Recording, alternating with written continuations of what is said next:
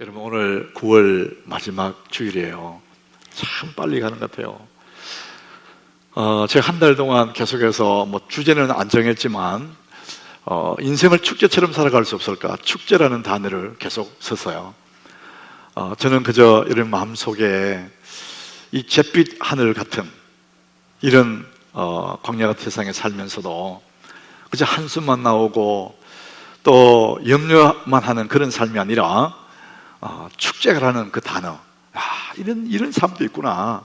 이 축제라는 단어가 여러분 가슴에 이렇게 기억되기를 바라는 마음으로 제가 계속해서 이제 이 축제라는 얘기를 하고 있습니다. 오늘은 인생 축제, 마음 다해 사랑하기.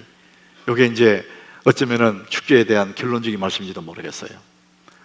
여러분들, 우리가 많은 것을 소유해서 행복한 것이 아니고 마음 다해 사랑하면, 내 마음을 다해 사랑하기 시작하면 이제 거기에 그리움과 또 설레임과 행복이, 남들 모르는 따뜻함이 거기에 있는 것이거든요. 우리 한번 따라갑시다. 인생 축제, 마음 다해 사랑하기. 자, 여러분, 오늘 마음 다해 사랑하기, 제가 이 말씀을 함께 우리 나누도록 하겠습니다. 2015년쯤에 책 제목이 참 재밌는 책인데, 6천까지 가는 여자, 2천까지 가는 남자, 스캇 할츠만이라는 브라운 대학교 의과대학의 정신과 교수인, 정신의학과 교수인 이 스캇 할츠만이라는 사람이 이 책을 썼어요. 이분은 정신과 의사이기 때문에 우리 사람들의 이 정신, 이 내면의 세계를 잘 연구한 그런 사람이에요. 그래서 이분은 겉으로는 화려하지만은 늘 갈등하는 가정의 문제들, 또 이 할리우드의 그 배우들 얼마나 화려합니까? 겉으로 보기는. 그런데 그들의 내면에, 이면에 들어가 보면 우리가 똑같이 어려움 당하거든. 어쩌면은 그렇게 화려한 사람들은 어쩌면 가정이 더 어려울 수도 있어요. 그래서 부부간의 갈등을 하고 자녀 간의 갈등을 하고 이런 문제들을 이분이 잘 해결해 주는, 그쪽으로 아주 유명한 사람이랍니다. 그래서 이 사람이 이제 이런 사람들을 도와주고 하면서 선책이 6천까지 가는 여자, 2천까지 가는 남자, 책 제목이 그래요. 자, 내용이 이런 거예요. 이 미국 사람들이 이미지화를 잘 하거든요. 이미지화를 해서요. 남편을 파는 가게가 있고요, 아내를 파는 가게가 있답니다. 따로따로 파는데, 여러분, 남편을 파는 가게에 남편감을 구하러 주로 고객들이 여자분들이겠죠. 근데 이제 그 가게에 이제 딱 들어오면 1층에 딱 들어오면 맨 먼저 남편을 고르는 첫 번째 조건이 거기서 나오는 거예요. 거기는 직업을 가진 남자들이 1층에 쫙 있다는 겁니다. 아내들이 남편감을 고를 때 첫 번째 직업을 고르지 않습니까? 요즘 같은 경우에 더욱더 그래요. 어떤 직업 가졌느냐 굉장히 중요하잖아요. 그래서 직업을 가진 남자들 1층에 있어요. 그러면 이제 2층에 올라가면은 직업도 가지고 있고 얼굴도 잘생긴 사람이 2층에 있는 거예요. 굉장히 좋잖아요. 직업도 좋고 얼굴 좋고. 근데 여자분들은 얼굴보다 직업을 먼저 찾는다는 거예요. 그래서 1층에 직업이 있다는, 직업. 그래서 2층에 가면은 직업도 가지고 얼굴도 잘생긴 남자. 이 정도면 괜찮은 신랑감인데도 아내들은 또 3층에 올라간답니다. 그러면 3층에는 직업도 가지고 있고 얼굴도 잘생기고 그 다음에 약간 유머 감각이 있는 그런 남자들이 3층에 있다는 거예요. 굉장히 좋은 신랑감이잖아요. 그러면 되는데 또 올라간대요. 그걸 부족하다는 거예요. 또 저 좋은 남자 찾으러 올라간대요. 그럼 4층에 가면은 직업도 좋고 얼굴도 잘생기고 유머도 있고 그 다음에 애기까지 잘 볼 줄 아는 그런 남자들이 4층이 돼요. 더 이상 바랄 거 없잖아요. 근데 또 올라간대. 더 좋은 남자를 찾아가려고 한대. 5층에 가면 이제 그 모든 걸 갖춘 남자 중에서 또 분위기까지 갖춘 남자, 아주 분위기 있는 남자라는 거예요. 저처럼 이렇게 분위기 있는 거예요. 저 분위기 좋아하거든요. 그러면 1등 신랑감인데 또 올라가도 또 6층까지 간대, 여자들이. 그 6층에 올라가면은 거기에 안내판이 붙어 있대요. 당신이 이곳에 온 100만 번째 고객입니다. 모든 대부분 여자들이 올라간다는 거예요. 더 좋은 남자 찾으려고. 6층에는 남편간이 없습니다. 더 좋은 남자 없죠. 6층은 여자를 만족시키는 것은 불가능하다는 것을 증명하기 위한 층입니다. 이용해 주셔서 감사합니다. 분위기 좋은 남자 더 이상 없다는 거예요. 근데도 우리는 더 좋은 사람 찾는다는 거예요. 이게 여자들의 심리 상태라는 거예요. 아내를 파는 가게에 가보니까 남자들이 고객이잖아요. 남자들이 첫 번째 보는 게 뭘까요? 1층에 가면 그분들이 있대요. 남자들이 첫 번째 보는 거는 얼굴 이쁜 거 찾는 거예요. 일단 이뻐야 된다는 거예요. 그 이쁜 여자들이 1층에 있다는 거예요. 많은 남자들이 거기서 멈추기도 하지만은 또 한층 올라가는데 더 좋은 여자 찾으려고. 2층에 뭐가 있냐? 남자들이 얼굴 이쁜 건 보는 게 아니고 또 하나 있대요. 섹시한 여자. 표현이 좀 그런데 이 몸매가 괜찮은.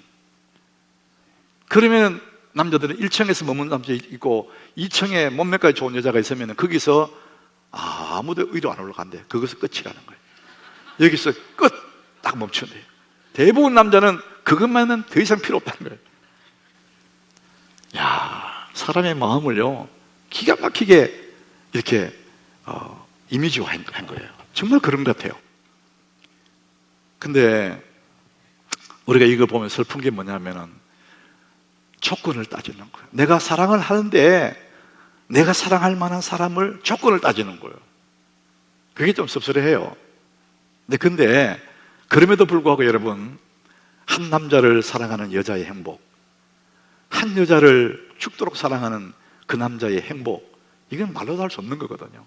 그 어떤 것과도 비교가 안 되는 거예요.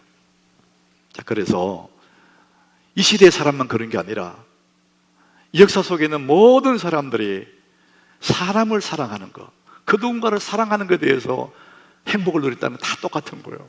도스토옙스키 같은 사람들도 그런 얘기 하잖아요. 자기는 행복해질 수 있는 길은 빵이나 좋은 옷이 아니라는 거예요. 사랑이라는 겁니다. 사랑. 사랑하면 행복하다. 자, 그래서 우리가 행복으로 가는 길은 딱 한 가지가 있는데 사랑 외에는 없다는 거예요. 사랑은 행복으로 가는 하나뿐인 길이다. 오늘 이제 예수님이 그 말씀 하시는 거예요. 지금 사두개인들의 예수님을 궁지에 몰아가려고 막 질문한 거예요. 부활이 없다는 그 사람들이 부활을 그 예수님이 반격을 해서 사두개인들이 할 말이 없게 만들어버려서요. 그랬더니 바리새인들이 야, 예수님이 대단한가 보다. 그런데 우리는 예수님의 코나 몰 수 있다. 그래서 아주 무서운 질문을 한 거예요. 예수님 대답 못할 만한 질문. 그 질문이 오늘 본문의 얘기예요. 그중 한 율법사가 와서 물어요. 선생님, 율법 중에 어느 계명이 큽니까? 이렇게 딱 물은 거예요. 여러분, 율법이라는 것은 우리가 쉽게 얘기하면 구약 성경이 율법이에요. 그걸 더 줄이면은 10계명이거든요. 그 율법입니다. 이렇게 해야 되고 저렇게 해야 되고 하라는 거 다 율법이에요. 그런데 그 율법을 618개랍니다. 얼마나 율법이 효용이 많은지. 그 많은 율법이 있는데 사람들 다 기억도 못해요. 근데 어떻게 지킵니까? 이 바리새인들이요, 예수님을 아주 공격에 처하게 만들려고 그 질문을 한 거예요. 예수님, 그 많은 율법 중에 어느 계명이 가장 큽니까? 어느 계명이 가장 중요합니까? 이렇게 물은 거예요. 대답하기 참 곤란하잖아요. 어느 계명이 다 중요하지. 그런데 대답 못하게 하려고 그렇게 물었더니 예수님의 대답이 37절이에요. 주 너의 하나님을 사랑하라 그랬어요. 따라합시다. 주 너희 하나님을 사랑하라. 그러니까 하나님을 사랑하는데 그 앞에 보니까 너희 하나님이라 그랬어요. 너희 하나님. 너라는 게 있죠. 존재. 우리를 말합니다. 우리. 너희 하나님을 사랑해라는 거예요. 하나님 사랑의 대상이 있어요. 누가 사랑하느냐? 네가 사랑하라는 거예요. 그 다음에 39절에 보니까 둘째다고 같으니 내 이웃을 내 자신과 사랑하라. 거기도 네가 나와요. 네가. 이웃을 사랑하는 사랑의 대상이 있는데 누가 사랑하냐? 네가 사랑하는 거다. 어떻게? 네 자신처럼. 옛날에 되면 내 몸처럼 사랑하라. 이렇게 말을 하는 거예요. 여기서 사랑하라는 단어를 반복해요.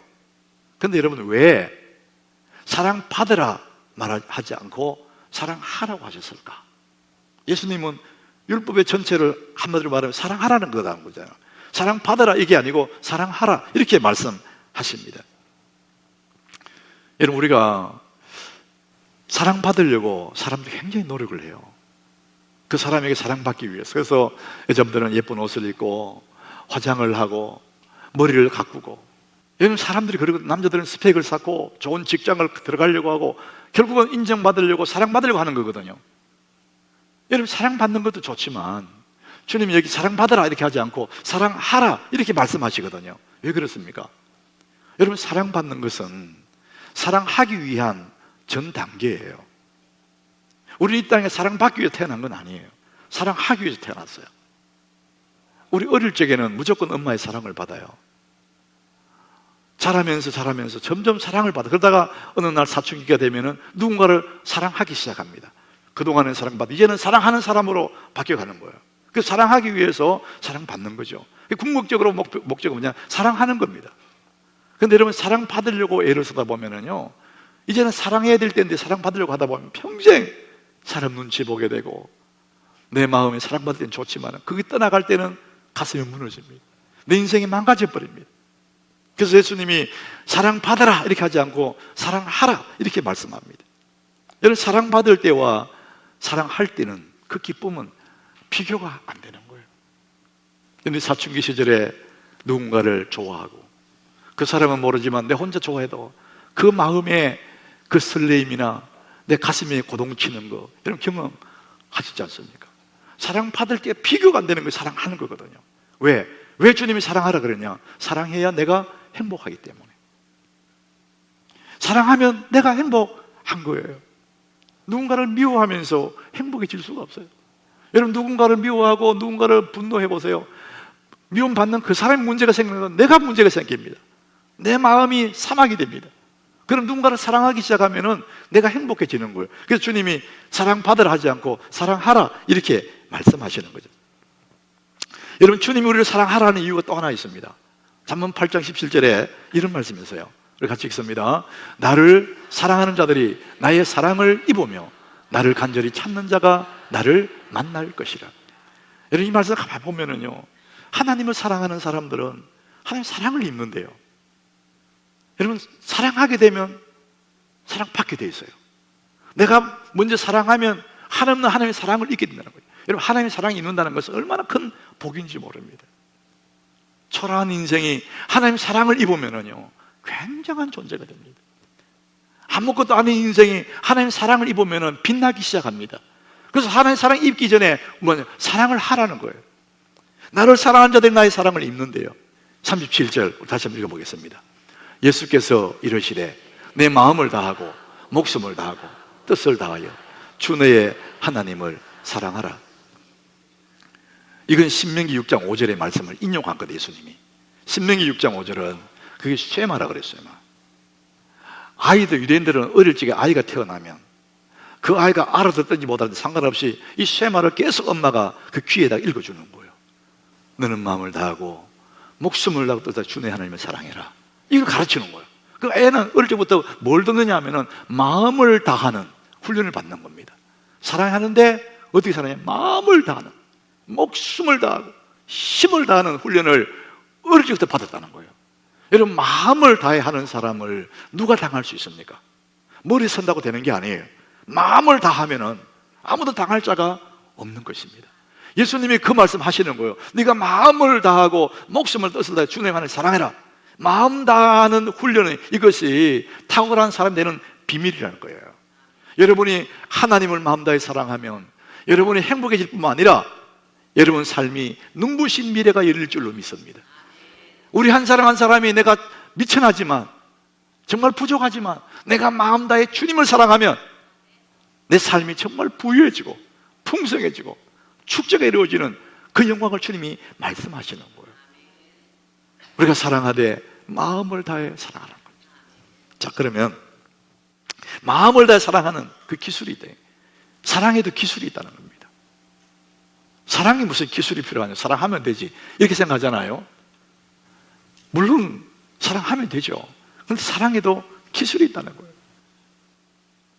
우리가 아이들이 태어나면 유치원을 가고 초등학교를 들어가서 2학년이 되고 3학년이 되고 중학생이 되고 이러면서 아무것도 모르는 그 아이가 점점 글을 깨치고 이 사회 구조를 알아가고 하면서 사회 일원으로 배워가잖아요. 그래서 나중에 졸업장도 받고 학위도 받고 이런 과정이 필요한 거예요. 하물며 우리 인간에게 가장 중요한 사랑하는 거, 이 사랑에 대해서 공부를 하는 거예요. 이 사랑학교에 입학을 해야 된다는 거죠. 그 사랑학교 입학에서 처음부터 사랑을 배워가야 된다는 거예요. 그 사랑의 기술을 배워야 된다는 거예요. 그걸 없기 때문에 되는 대로 살아간다는 겁니다. 그 사랑 때문에 나는 살아가는데 그 사람이 굉장히 괴로워하는 사람 너무 많거든요. 사랑에도 기술이 필요하다는 겁니다. 자, 오늘 다시 우리가 37절 같이 읽어보겠습니다. 예수님이 사랑을 얘기하셨는데 그 속에 주님이 우리가 어떻게 사랑할 건지 숨겨두고 있습니다. 같이 한번 37절 읽어봅니다. 예수께서 이러시되 내 마음을 다하고 목숨을 다하고 주 너의 하나님을 사랑하라 하셨습니다. 내 마음을 다하고 뜻을 다하고 주 너의 하나님을 사랑하라. 네가 있다, 네가. 그 다음에 39절 내 이웃을 내 자신같이 사랑해라. 이웃을 사랑하는데 그 사랑의 대상이 있는데 내가 있다, 내가. 그러니까 하나님을 사랑하도 내가 사랑하고 이웃 사랑하도 내가 있고, 그래서 사랑하기 전에 뭐냐면은 나를 사랑하라는 것이죠. 자기를 사랑하는 것이 사랑의 기술 첫 번째예요. 여러분, 자기를 사랑하지 못하는 사람은 남을 사랑할 수가 없어요. 우리는 이럴 때 굉장히 머리가 혼란해져요. 자기를 사랑하라. 예수님 자기를 부인하라 그랬는데 자기를 미워하라 막 그랬잖아요. 근데 자기를 사랑하라 그러니까 이해가 안 되는 거예요. 근데 왜 그러냐면 여러분, 우리 자기 사랑은 뭐냐? 여러분, 그게 자기 자신을 사랑한다는 것을 자기 숭배로 생각하는 사람이 많아요. 내가 최고다, 잘난 척하는 거예요. 자기 숭배. 그건 변질된 사랑이에요. 타락한 자기 사랑입니다. 정말 성숙한 성경적인 자기 사랑은 뭐냐? 예수님 말씀한 것처럼 네 몸과 같이 사랑하라 했거든요. 자기 자신을 소중하다고 느끼는 거예요. 나는 정말 귀한 사람이야. 나는 예수님의 십자가의 피로 구속받은 소중한 사람이야. 우리 엄마 아빠에게 너무 소중한 나의 존재야. 자기 자신이 소중하다, 내가 너무 귀하다, 자기 자신을 존중하는 그 가치를 아는 그것이 성숙한 사랑이고 성경적인 사랑이고, 그것이 사랑의 기술에 중요한 것입니다. 나를 사랑하되 나는 정말 존귀한 사람, 나는 가치 있는 사람, 자기의 존재감을 아는 겁니다. 자기 스스로가 자기를 존중하는 것입니다. 여러분, 사랑의 기술에 자기를 사랑하는 건데 자기를 존중하는 것이 사랑의 기술이 그 밑바닥에 있는 중요한 기술이에요. 겉으로는 사랑이지만 그 밑바닥에는 존중이 들어있는 거예요. 우리의 사랑의 기술 중에 하나가 뭐냐? 존중하는 겁니다. 아내가 남편을 존중하면 얼마나 행복해요. 남편이 아내를 존중하고 아내가 남편을 존중하고 자식이 부모를 존중하고 부모가 자녀를 존중하고, 여러분, 존중, 자기를 가치 있는 사람을 여기는 것을 존중하는 그것은 너무나 큰 사랑의 기술이에요. 서로 존중하는 그런 사회, 그런 가정, 그런 교회, 그건 하나님의 은혜가 활짝 꼽히는, 하나님의 사랑이 막 꼽히는 사랑의 기술 중 하나가 존중하는 것입니다. 몇 년 전에 유영란이라는 한양대학 교수가 생각지도 못한 생각지도라는 책을 안 썼는데, 저는 그 책을 읽고요, 참 이분이 공대 교수인데 굉장히 깊이 생각을 하는 분이구나. 이분 책을 내가 거의 다 봤었어요. 근데 이분이 이제 정확하게 얘기하는 거예요. 사람이 살다 보면 머리 아플 때도 있고 마음이 아플 때도 있는데 그걸 정확하게 구분을 했어요. 머리가 아플 때가 언제냐? 시어머니가 아플 때 며느리는 막 머리가 아프대. 야, 머리가 돌아가. 저거 어떡하지 이제? 시어머니가 아픈데. 그 시어머니 아프다면 막 며느리는 막 머리가 지긋지긋 아프다는 고민되고. 근데 친정 엄마가 아프다고 기별이 와요. 엄마가 어디 허리가 다시 아프다 이러면 막 가슴이 막 아프대. 눈물이 막 나고, 우리 엄마 저거 어떡하지? 혼자 막 잠 못 자고 가슴이 아프다는 거예요. 야, 얼마나 정확한 지적입니까? 머리 아픈 것과 가슴 아픈 것 딱 구분해요. 여러분, 사랑은 머리로 하는 게 아니에요. 머리로 하는 것은 의무고 형식이고 보여주기 위한 거고, 뭐 그것도 해야 되지만 진짜 사랑은 가슴으로 하는 거예요. 사랑하는 사람을 가슴으로 하는 거예요. 예수님이 뭐라고 하십니까? 예수께서 이르시되 내 마음을 다하고, 내 마음을 다하고 목숨을 다 뜻을 다해서 주 너의 하나님을 사랑하라. 하나님을 사랑할 때 머리로 하라는 거 아니에요. 네 마음을 다해 사랑하라는 것입니다. 목숨을 다해 사랑하라는 겁니다. 뜻을 다해 주 너의 하나님을 사랑하라. 여러분, 마음 다해 사랑한다는 게 무슨 의미예요? 여러분, 돈을 좋아하는 사람은요, 온통 내 마음속에 돈이 있어요. 돈. 전학기가 돈밖에 없어요. 그 돈 사랑하는 사람이에요. 쾌락을 좋아하는 사람, 쾌락을 사랑하는 사람은 전학기나 놀러 가는 생각합니다. 단풍 계절이 오면은 개 모으고, 응? 어디 놀러 갈까? 전학기나 가슴 속에 마음 다해 쾌락을 사랑하는 사람이 쾌락을. 여러분, 마음 다해 하나님을 사랑하는 사람 뭐가 있겠어요? 마음속에 하나님이 계시겠다. 하나님. 예수님이 지금 그 얘기하는 거예요. 네가 마음을 다해 주 너의 하나님을 사랑하라는 거예요. 여러분, 오늘 저는 여러분 구체적으로 우리가 마음을 다해 하나님을 사랑한다는 게 뭘까? 여러분, 찬송 부를 때 마음을 다해 찬송 부르면 그 찬송이 얼마나 내 심령을 흔들고 감격이 있고 하나님 기뻐하는 찬양이 돼요. 여러분들 기도할 때 머리로 그냥 생각나는 대로 이렇게 하는 기도도 있겠지만 가슴에 재미있는 이야기를 주님께 내뿜으면은 여러분, 그 기도가 얼마나 강력하게 하나님의 귀에 들리는 그런 기도가 되는 거거든요. 여러분, 말씀 들을 때 그냥 머리로 스쳐가는 생각으로 귀로만 듣는 것이 아니라 마음을 바쳐서 하나님의 마음을 가지고 주의 말씀을 들으면 여러분, 말씀 한 절 한 절이 생명이 될 줄로 믿습니다. 말씀 한 절이 여러분 영혼을 바꿀 수 있는 그 능력이 말씀이 될 줄로 믿습니다. 마음을 다하는 거, 마음을 다해.